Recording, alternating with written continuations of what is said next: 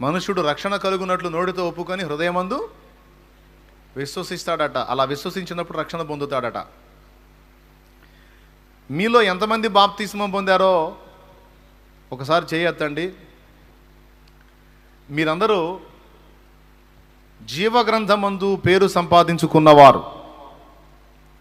మీరందరూ దేవుని కుమారుని యందు విశ్వాసం ఉంచారు గనక తీర్పులోనికి రాక మరణములో నుండి జీవములోనికి దాటి ఉన్నారు. ఇందుకు వీసుమంత కూడా సందేహం లేదు.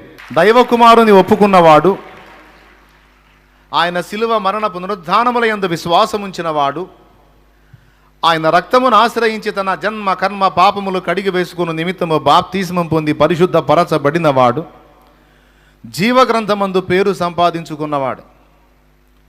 అట్టివాడు తీర్పులోనికి రాక